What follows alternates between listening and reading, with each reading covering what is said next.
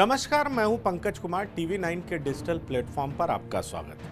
आज राजशास्त्र में चर्चा करेंगे कि चिदंबरम द्वारा बनाए गए कड़े कानून में ही कैसे फंस गए राहुल, सोनिया समेत कांग्रेस के कई दिग्गज नेता। राहुल गांधी से लगातार तीसरे दिन ईडी की पूछताछ चल रही है। इस वजह से ईडी एजेंसी का नाम पूरे देश में लोगों की जुबान पर है। पहले सीबीआई की चर्चा आए दिन सुनी जाती थी, जिसका बेजा इस्तेमाल केंद्र सरकार पर करने का आरोप भी लगता रहा है।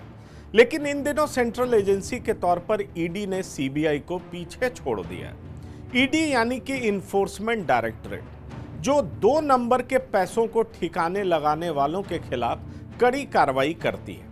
आइए पहले उस केंद्रीय एजेंसी के बारे में विस्तार से समझते हैं और फिर बात करेंगे कि कैसे वाजपेयी सरकार में बनाया गया यह कानून चिदंबरम द्वारा धारदार बनाया गया और फिर इसी कानून की चपेट में राहुल, सोनिया समेत खुद चिदंबरम सरीखे नेता आ चुके हैं। पीएमएलए कानून को अटल सरकार में साल 2002 में बनाया गया था, जिसे मनमोहन सरकार के वित्त मंत्री पी चिदंबरम ने साल 2005 में धारदार बनाकर लागू किया था। चिदंबरम द्वारा धारदार बनाया गया यही कानून कांग्रेसी नेताओं के लिए गले की फांस बन रहा है। कानून के मुताबिक ईडी को अरेस्ट करने और संपत्ति जब्त करने के लिए परमिशन की जरूरत नहीं है।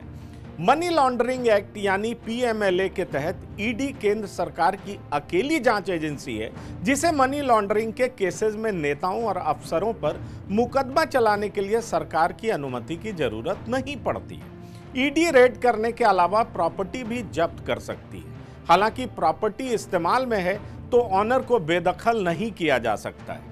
मनी लॉन्ड्रिंग एक्ट में जमानत की 2 शर्तों का पालन जरूरी होता है। किसी आरोपी को जमानत के लिए अप्लाई करने पर कोर्ट को सरकारी वकील की दलीलें भी सुननी पड़ती है। कोर्ट जमानत मांगने वालों को अगर दोषी नहीं मानता है और समझता है कि बाहर आने पर आरोपी कोई अपराध नहीं करेगा, तभी जमानत दी जाती है। पीएमएलए कानून के तहत जांच करने वाले अफसर के सामने दिए गए बयान को सबूत माना जाता है, जबकि बाकी कानूनों में ऐसे बयान को अदालत सबूत नहीं मानती। वहीं नेशनल इन्वेस्टिगेटिंग एजेंसी यानी एनआईए दूसरी केंद्रीय एजेंसी है, जिसे कानूनी ताकत एनआईए एक्ट 2008 से मिलती है। एनआईए पूरे देश में कहीं भी बेरोक टोक काम कर सकती है, लेकिन एनआईए का दायरा सिर्फ और सिर्फ आतंक से जुड़े मामलों तक सीमित रहता है। सीबीआई भी नेशनल एजेंसी है, जिसे Delhi police special establishment act 1946 के तहत बनाया गया था। किसी राज्य में सीबीआई प्रवेश करने के लिए सरकार से अनुमति मांगती है। जांच अदालत के आदेश पर हो रही होती है, तब सीबीआई कहीं पूछताछ और गिरफ्तारी कर सकती है। करप्शन के मामलों में अफसरों पर मुकदमा चलाने के लिए भी सीबीआई को उनके डिपार्टमेंट से भी अनुमति लेनी होती है। साल 2020 में 8 राज्यों ने सीबीआई को अपने इलाकों में काम करने से रोक दिया था और इसको लेकर केंद्र सरकार और राज्य सरकार के बीच खूब तनातनी हुई थी। जिन 8 राज्यों ने इस काम को अंजाम दिया था, उनमें पंजाब, राजस्थान, पश्चिम बंगाल, महाराष्ट्र, छत्तीसगढ़, केरल और मिजोरम शामिल है। अब जानिए कि मनी लॉन्ड्रिंग किसे कहते हैं।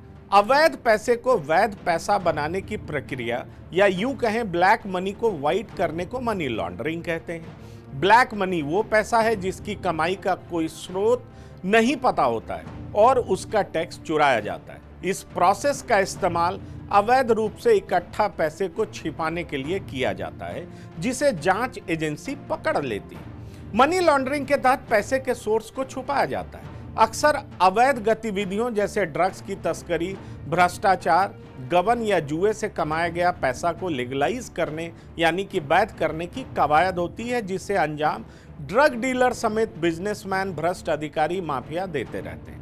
आइए अब जानते हैं कि पीएमएलए के तहत कौन कौन से कांग्रेसी नेता आरोपी बनाए गए हैं। नेशनल हेराल्ड मामला, सोनिया और राहुल गांधी, ये मामला इन दिनों तूल पकड़ा हुआ है। आज तीसरा दिन है जब कांग्रेसी कार्यकर्ता सड़कों पर उतरे। वजह साफ है, सोनिया गांधी और राहुल गांधी इसमें आरोपी बनाए गए हैं। बीजेपी नेता सुब्रमण्यम स्वामी ने 2012 में दिल्ली के पटियाला हाउस कोर्ट में एक याचिका दाखिल की थी।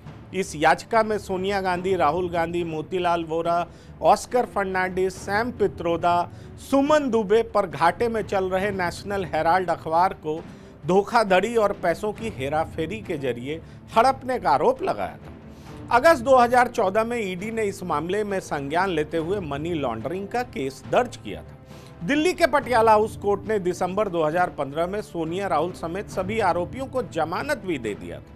ईडी इसी मामले की जांच के लिए सोनिया और राहुल को सम्मन जारी कर पूछताछ कर रही है। दूसरा मामला पंचकुला लैंड केस में भूपेंद्र सिंह हुड्डा का है, जो कि आरोपी हैं। हुड्डा पर आरोप है कि उन्होंने 64.93 करोड़ रुपए का प्लॉट एसोसिएट जर्नल्स लिमिटेड यानी AJL को 69,39,000 रुपए में दिया था।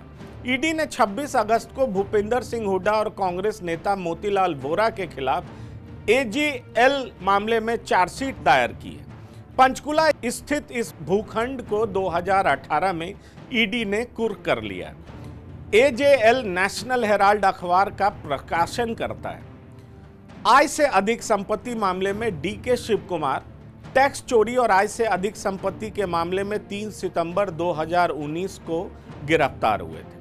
तीसरा मामला INX मीडिया का है, जिसमें P चिदम्बरम और कार्तिक चिदम्बरम पर विदेशी निवेश के लिए INX मीडिया को फॉरेन इन्वेस्टमेंट प्रमोशन बोर्ड यानी FIPB से मंजूरी दिलाने में रिश्वत का आरोप लगा था। चिदम्बरम और उनके बेटे इस मामले में गिरफ्तार भी हो चुके हैं। और अगला मामला जमीन खरीद घोटाला का है। रॉबर्ट वाड्रा इस मामले में आरोपी हैं। 15 से ज्यादा बार उनसे पूछताछ हो चुकी है। रॉबर्ट वाड्रा ने स्काईलाइट हॉस्पिटैलिटी प्राइवेट लिमिटेड नाम से एक कंपनी शुरू की थी। इस कंपनी के नाम पर वाड्रा ने बीकानेर में कौड़ियों के भाव में जमीन खरीदी और फिर ऊंचे दाम पर बेच दी। अगला मामला है स्टर्लिंग बायोटेक बैंक धोखाधड़ी। फैसल पटेल गुजरात के कारोबारी चेतन और नितिन संदेशरा के खिलाफ स्टर्लिंग बायोटेक बैंक धोखाधड़ी मामले में ईडी ने कांग्रेस नेता अहमद पटेल के बेटे फैसल और दामाद इरफान सिद्दीकी से पूछताछ की थी। इस मामले में अशोक गहलोत के भाई अग्रसेन गहलोत भी आरोपी हैं। अशोक गहलोत आप जानते हैं राजस्थान के मुख्यमंत्री हैं। गहलोत के भाई अग्रसेन गहलोत से फर्टिलाइजर घोटाले में ईडी ने 2021 में पूछताछ की थी। 2020 में ही ईडी ने अग्रसेन गहलोत के खिलाफ केस दर्ज कर लिया था। सुरेश कलमाडी और कमलनाथ के भांजे रतुल पुरी भी इस कानून के तहत आरोपी हैं। तो आप समझ गए होंगे कि जिस कानून को चिदम्बरम ने साल 2005 में वित्त मंत्री रहते हुए धारदार बनाया था, जी हाँ, और जिस डिपार्टमेंट को हम ईडी कहते हैं, वही कानून आज कई कांग्रेसी नेताओं की गले का फांस बन गया और जिसको लेकर के हम आपसे चर्चा कर रहे थे। राजशास्त्र में इतना ही। आप बने रहिए TV9 डिजिटल के साथ। धन्यवाद, नमस्कार।